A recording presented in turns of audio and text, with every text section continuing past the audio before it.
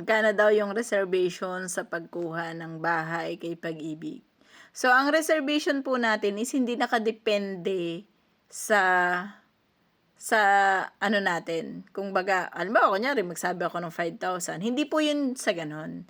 Ang reservation po natin is nakadepende kay developer natin. So, merong 5,000, meron namang 3,000 lang, meron namang 10,000, may 20,000. Depende kasi yun sa amount ng bahay.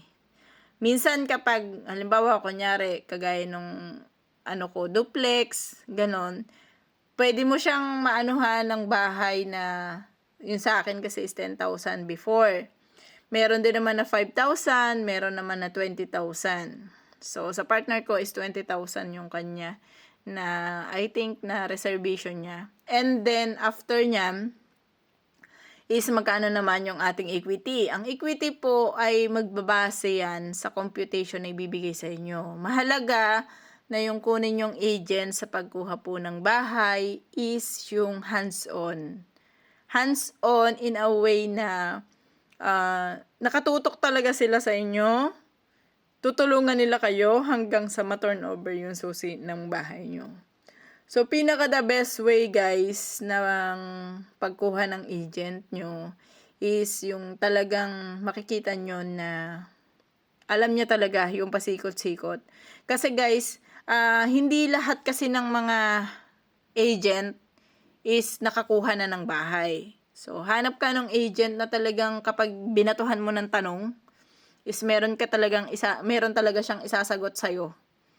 Yun yung hanapin mo na agent. Kasi, kaya yun yung sinasabi ko na hanapin nyo na agent. Kasi, meron kayo dyang itatanong eh. May mga itatanong kayo, what if po ganito yung nangyari? What if po OFW ako? Paano po yung gagawin ko?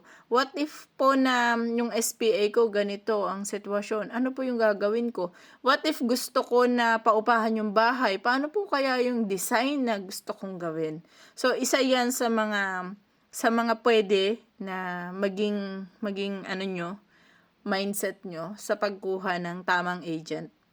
hindi kasi pwede na kukuha kayo ng agent na etong agent nyo na to is parang hanggang dito lang yung kaya niyang gawin, hanggang dito lang yung kaya niyang itulong. Minsan kasi kasama na rin yun sa natin na tulungan nyo rin kami kung hanggang sa pagkuha ng susi ng bahay, ganun. Ano po kaya yung magandang suggestion? Kasi mas marami na yung mas marami na yung na-encounter. Mas marami na yung mga inspirational na story na narinig na pwedeng maibahagi sa inyo. So, mas maganda talaga naka-hands-on yung inyong magiging agent. So, yun lang yung maiipayo ko sa inyo. Hands-on yung inyong magiging agent. Willing kayong tulungan sa inyong laban ng pagkuha ng bahay. So, laban talaga yun kasi ang hirap-hirap kayong kumuha ng requirements, no?